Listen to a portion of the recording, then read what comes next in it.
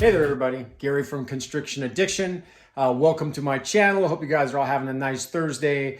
Today, what I want to talk about is you want to buy a new snake. This is probably one of the most common questions that I get asked through Facebook, through Messenger. Somebody will ask me, hey man, I want a snake. What do I need? What are the basics? And I'm going to share with you, I don't have the most basic setup for boa constrictors. I am set up to house many boa constrictors. So my setup might be a little different than your setup, but I'm going to go through the basics of what you need if you want to bring home a snake. The first thing is you're at the store, you get this little snake. Let me show you real quick. So you're at the pet store and you see the snake and you say, I want to take this home. This snake in particular, you probably won't see in a pet store. This is a locality boa constrictor. This is a Suriname true red-tail boa, and I'll show you why, in fact, it is called a true red-tail boa. It is due to the tail. You want to get a snake, and you say, hey, I want to take this thing home with me. It's beautiful. What have you got? When you leave that pet store, what are you taking this snake home to? Well, let's do some basics here of what you need in order to house this beautiful boa constrictor. Now, boa constrictors are by no means a large snake to me. Boa constrictors are medium-sized and they can get into the large, but really an average-sized boa constrictor is between 6 and 7 feet long. So when you have this little snake that you've brought home, what does it turn into? What are you going to house it in? Well, let's show you what your little boa constrictor can get to the size of.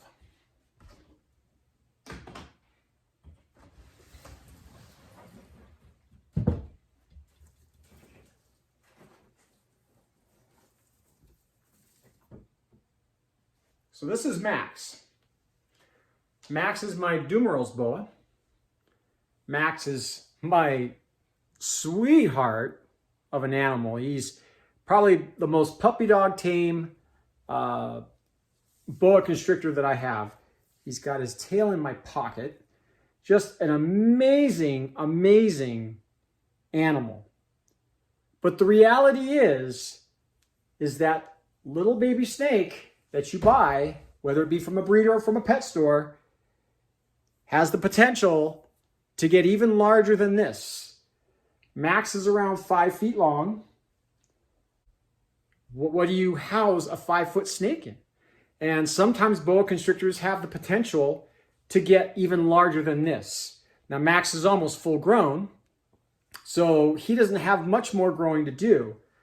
But the reality is that these boa constrictors don't stay small forever, so be prepared to house them in something that they can fit into. So for a minute here, let's take a look at Max's enclosure. Max is in a 4-foot by 2-foot. So the 4-foot plus the 2-foot equals 6 foot. So you can actually house a 6-foot snake in here comfortably.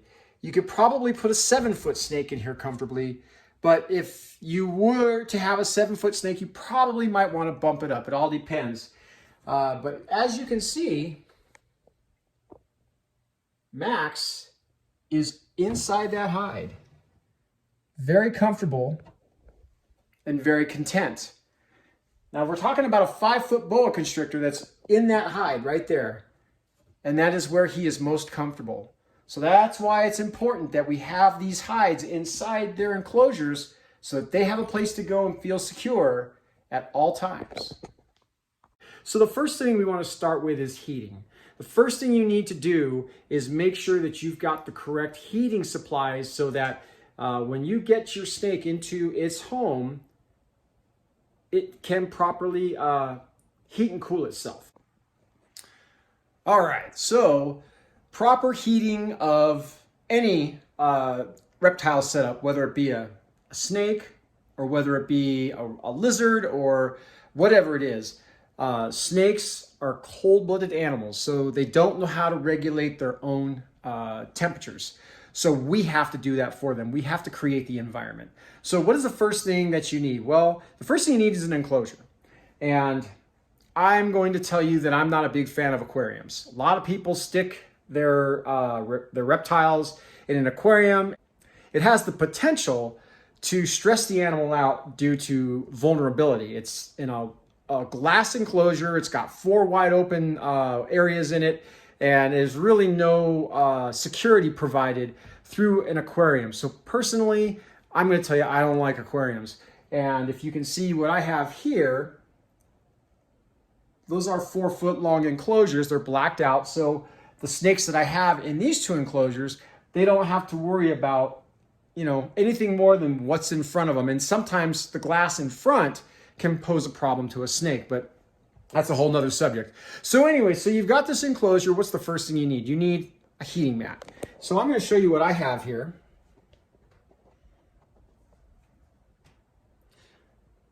This right here, where's my finger? There it is. That is a heating mat. So this side of the enclosure is going to stay at 90 degrees. Well, how do I do that? I have a thermostat on the wall that is controlling through a probe, actually, all 4 of those heat mats. So I have one probe going to one of these heat mats, and they're all connected to a power supply in the back, and then the power supply gets routed into the thermostat.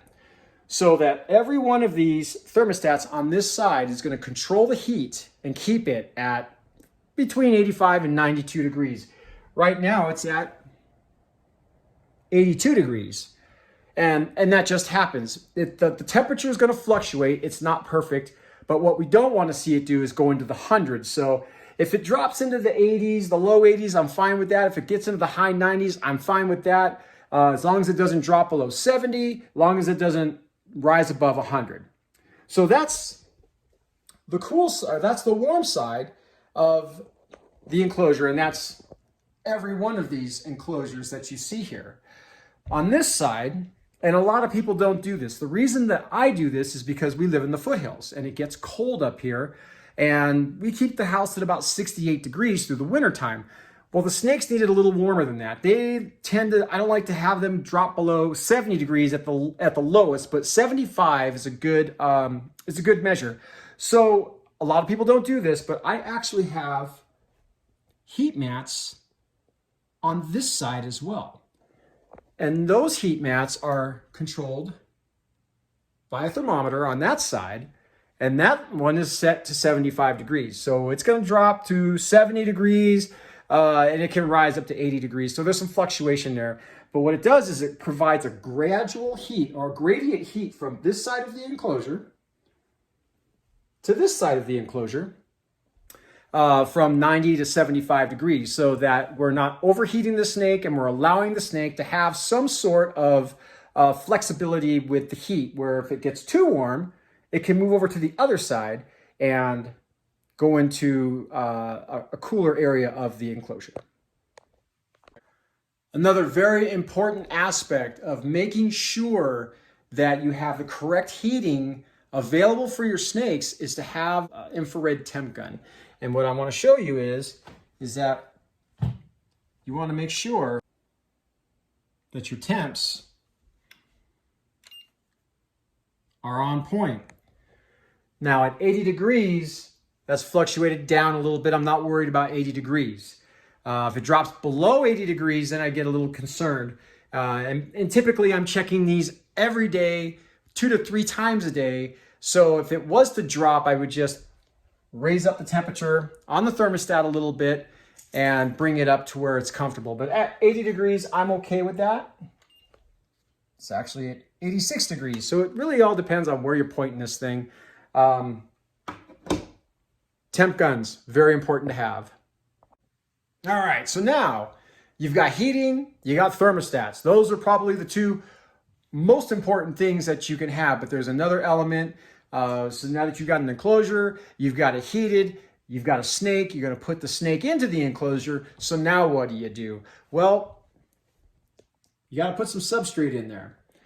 Snakes like substrate, Some snakes like to bury themselves in the substrate, and the substrate also provides for when they shed. It's a rough surface so that when their skin comes loose, they slide or slither, whatever you want to call it, across the substrate, and it aids in the release of the skin from the body so that they can have a fresh shed. So I use ReptiChip. Not a lot of people use ReptiChip. Boa constrictors can live in aspen. They can live in mulch, but I choose to use ReptiChip because ReptiChip holds the other key to boa constrictor keeping, and that's humidity. Boa constrictors should have humidity settings somewhere around the 65 to 75 degrees, and I bump it up just a little more when they're in shed. So this is King Darius. King Darius is not in shed right now. As a matter of fact, King Darius shed about 2-3 weeks ago. God, he's such a beautiful animal. Check that tail out. Check those diamonds out on his side. Just a beautiful animal to watch grow up and to own and to enjoy. So I've got Darius in a 4-foot by 30-inch by 9-inch tall tub. Typically, that might be a little too big for him, but the reality is it's all enclosed and he's in one of the hides anyway, so he does pretty good with it. So let me show you what I've got in here with Darius. On this side, we've got a hide. And this is the warm side of the enclosure. So when Darius is inside here and he wants warmth, he can just go right in here if he wanted to. He's going to prove differently. He's very inquisitive, so he does not do what I want him to do. So anyways, we got a hide on that side for him to go into and feel secure. Now over on this side, we also have another hide. I don't know if I'm showing it or not. There it is. And that hide is on the cool side. So if he wants to thermoregulate and go to the other side of the bin, he has another hide to go into so that he can feel safe and not vulnerable. And why do boa constrictors hide? Well, the reality is they're ambush predators. They prefer to hide in dark spots and wait for their prey to come out so that they can ambush them. Captive bred or not, that's how they are. They feel secure, and it's up to me to provide that environment for them. And if 99.9% of the boa keepers out there are doing it, I'm going to follow suit. So now you've got Substrate, the ReptiChip. You've got 2 hides in there. So now you need another important element, and that's water. Boa constrictors should always have fresh water available. And if you've ever cleaned out a water dish that's been sitting for some time, it gets a filthy, gungy, slimy gunk in it. And I do not like to have that in my water dishes. Now, I've got 15 snakes that I've got to change out their water dishes, and I do it about every 5 days. But keeps them healthy. So now we've got hides, substrate, water dish, snake. We're going to talk about the other thing that we're talking about, the most important element, the humidity. Now, how do you keep your humidities up so that the snake stays healthy, so that it can regulate its shedding, so that it can regulate its digestive system and remain on track to be a very healthy, beautiful animal? All right. So now what I have here is a sprayer. It's made by Lugardi, and it's pretty effective. And what I do, I just spray. I get the substrate, just the top of it, nice and moist. And that ReptiChip will hold that humidity for about 24 to 48 hours. It'll keep it right about 65 to 70% humidity, which is perfect for that boa constrictor. So you've got an enclosure, you've got hides, clean water, substrate, humidity, and you have a happy snake. So what I want to do is start giving you guys some videos, and give you guys some care tips if you're looking for them. If you're just looking for some interesting stuff about how I take care of boa constrictors, this is what we're going to do. I particularly am more into the locality boa constrictors, like King Darius here. King Darius is from Suriname, which is in South America. He's a locality animal, which means that if we were to trace his ancestry back, he's never been crossed, he's never been line bred to anything else. His parents came from South America, from Suriname. So, you know, that's 90% of my collection. So you're going to hear a lot about that. You're going to hear a lot about the couple of morph boa constrictors that I have. And then up here, we have a super dwarf reticulated python that's in shed. So I'm not a vet. I'm not an expert. I'm just a guy with experience in keeping boa constrictors. So hopefully we can keep you entertained, give you a little bit of knowledge. If you have anything you'd like me to tackle as far as questions and see what I can answer, hit me up, man. I'll do what I can for you. And thanks for watching. One thing I do want to add is that if you are going to get an aquarium for fish and use it for a snake, do yourself a favor and black out the backside and the two sides of that aquarium to give that snake some security and to not make it feel vulnerable and open. It's a good idea. That way the snake doesn't stress itself out. What happens with a stressed out snake? They don't eat. They can become defensive and unhappy. And the last thing in the world you want is an unhappy animal.